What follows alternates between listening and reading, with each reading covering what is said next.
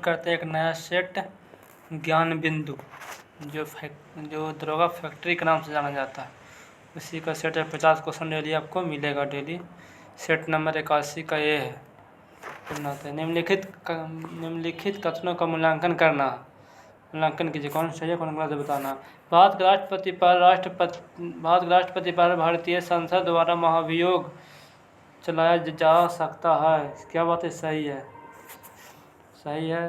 भारत के राष्ट्रपति को भारतीय संसद द्वारा भारत के मुख्य न्यायमूर्ति के अनुदान से हटाया जा सकता है। तो नहीं, ये गलत बात है। इसका आंसर हो जाएगा केवल और केवल, कौन हो जाएगा? केवल एक सही है किंतु 2 गलत है। इसका आंसर हो जाएगा ये। आगे चलते हैं।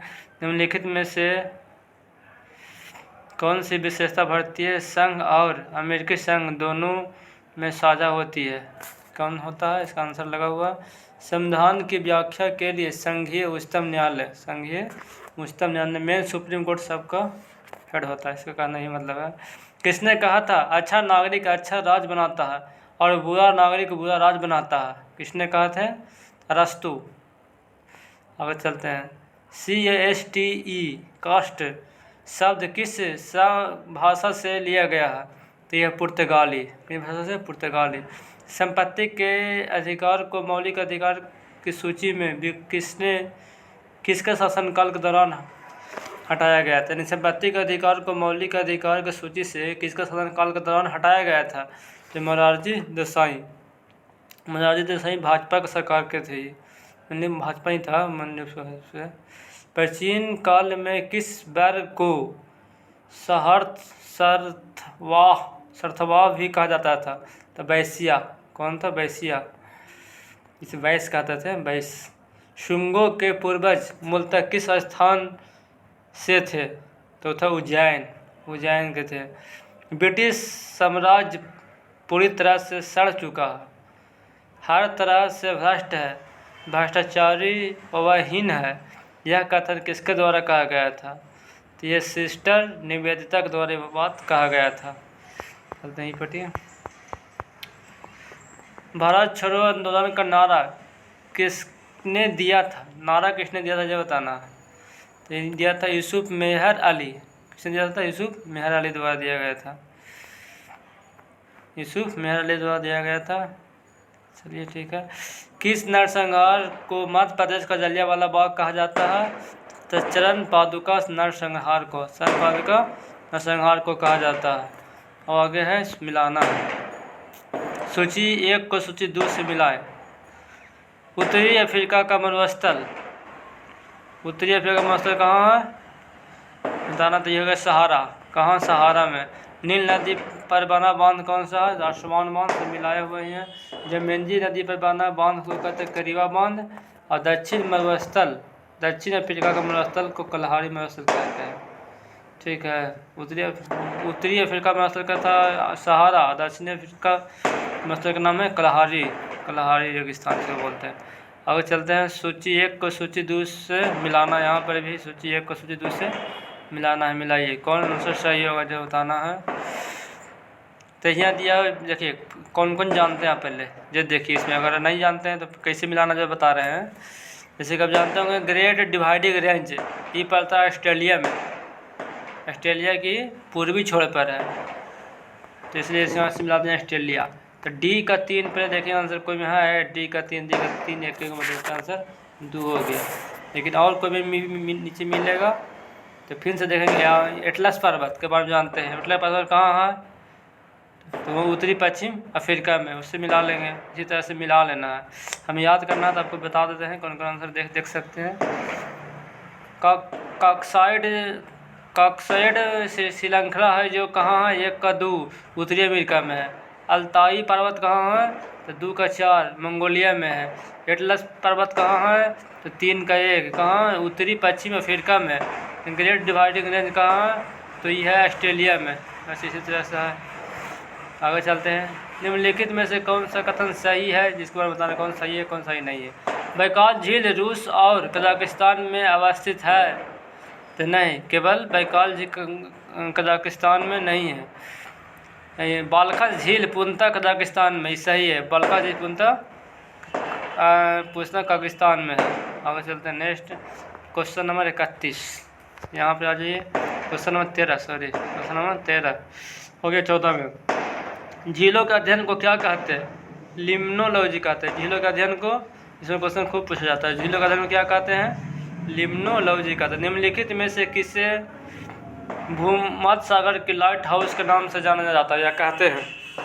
तो स्ट्रोम्बोली जो सिसिली द्वीप पर है। स्ट्रोम्बोली सिसिली द्वीप पर है। राज्य का एक अधिवास तत्व है निम्न में से कौन?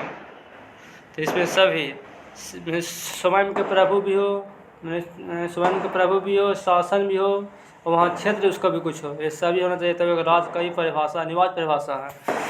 राजनीतिक शास्त्र को यथार्थ शास्त्र किसने कहा था? ये कहा था वकील ने। कौन? वकील। निम्न में से किसने प्रभाकर समूह को विधानमंडल का तीसरी सदन माना? एच.एम. फाइन ने माना था। भारतीय संविधान के किस अनुच्छेद में अनुसूचित जातियों और जनजातियों के लिए आरक्षण का प्रावधान? अनुच्छेद 335।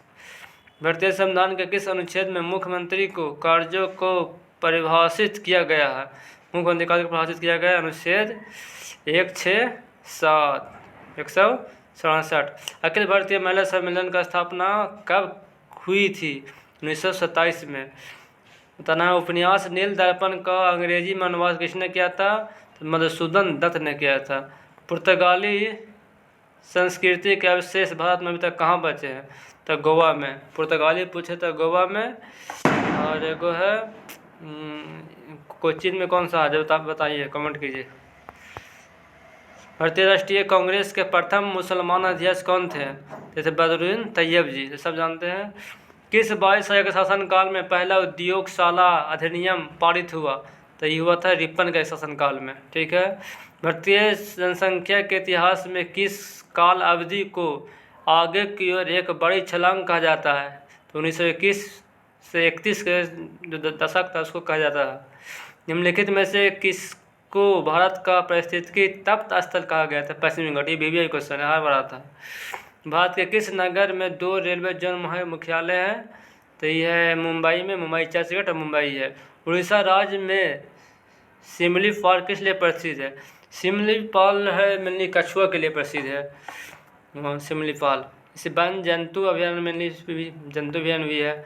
कावेरी नदी विवाद का संबंध किन के बीच है? तो कर्नाटक और तमिलनाडु के बीच में है। भारत और पाकिस्तान के मध्य सीमा रेखा एक उदाहरण है। तो क्या है? अध्यारोपित सीमा का, मतलब कि पर भारित सीमा है।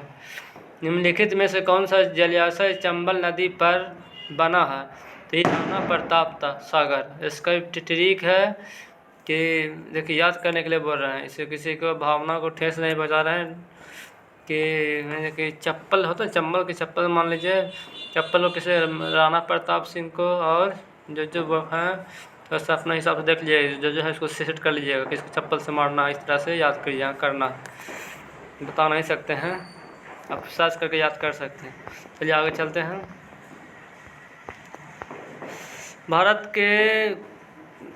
भारत में केंद्रीय गंगा प्राधिकरण की स्थापना कब हुआ था? तो 1985 ईस्वी में। द किलार इंस्टिंक्ट्स का लेखक कौन है? तो ओपी सभारवाल। भारत में किस राष्ट्रीय नेता के स्मृति में उनके जन्मदिन पर राष्ट्रीय एकता दिवस मनाते हैं? तो सरदार वल्लभ भाई पटेल के। किस संस्था को पिंजरों में बंद तोता कहा गया है? तो सीबीआई को कहा गया। बताना है HTTP का पूरा नाम क्या है? Hyper text transfer protocol. Cricket का मक्का किसे कहते हैं? लॉर्ड्स ग्राउंड है जिसको कहते हैं। फुटबॉल को ओलंपिक में खेलों में कब शामिल किया गया था? 1896 एथेंस में पहला ही ओलंपिक में शामिल किया गया था, पहला आधुनिक ओलंपिक में। बताना है बेवल योजना किस वर्ष प्रस्तुत किया गया था? प्रस्तुत हुआ था 45 में 1945 में। निम्न में से किस मुगल सम्राट ने शिक्षा संबंधी सुधार किया था? जहांगीर नहीं, अकबर ने किया था। जो अनपढ़ था उसने शिक्षा के बारे में बताएगा शिक्षा क्या चीज़ होती है, कहे कि हम नहीं पढ़े लिखे हैं। अगर पढ़े लिखे होते हैं तो क्या करते हैं। भारत पाकिस्तान के किस युद्ध के पश्चात बांग्लादेश एक स्वतंत्र राष्ट्र के रूप में बना। तो भारत के पोता के रूप में बना। ये कब बना था? मार्च 1971 को। मार्च 1971 को। भारतीय साम्यवाद दल का विभाजन दो दलों CPI और CPIM में किस वर्ष हुआ था? तो 1964 में CPIM में CPI बंट गया। होलकर ट्रॉफी किस खेल से संबंधित है? ब्रिज से। राष्ट्रीय मानवाधिकार आयोग के अध्यक्ष एवं सदस्य किस अवधि कि सदस्य व अध्यक्ष नियुक्ति समिति में निम्न में से कौन सा नहीं होता? जब बताना। तो लोकसभा के अध्यक्ष होते हैं, लोकसभा के विपक्ष के नेता भी होते हैं, राज्यसभा के विपक्ष के भी नेता होते हैं, लेकिन राज्यसभा का सभापति अर्थात भारत के उपराष्ट्रपति इसमें नहीं होते हैं। संविधान सभा द्वारा स्थापित मौलिक अधिकारों और अल्पसंख्यक द्वारा सलाहकार समिति के अध्यक्ष कौन है? सरदार वल्लभ भाई पटेल थे उस समय। क्योटो प्रोटोकॉल निम्न में से संबंधित है? क्योटो प्रोटोकॉल है जलवायु परिवर्तन से। भोजशाला मंदिर में किसकी मूर्ति है? तो सरस्वती की। किसके? सरस्वती की। वर्ष 1920 में लाहौर से लाजपत राय द्वारा उर्दू का कौन सा समाचार पत्र प्रारंभ किया गया था? तो वंदे मातरम। भारत में प्रति वर्ष 5 वर्ष बाद वित्त आयोग का नियुक्त किया जाता है। केंद्र अनुदान व संघ के राजस्व में राज्यों को अंश निर्धारित करने के लिए। ये 50 क्वेश्चन हो गया। अच्छा लगे तो लाइक मार दें, सब्सक्राइब जरूर कर लें, नहीं तो फिर दोबारा चैनल ना मिलेगा, इससे दिक्कत होगा आपको। चलिए थैंक यू।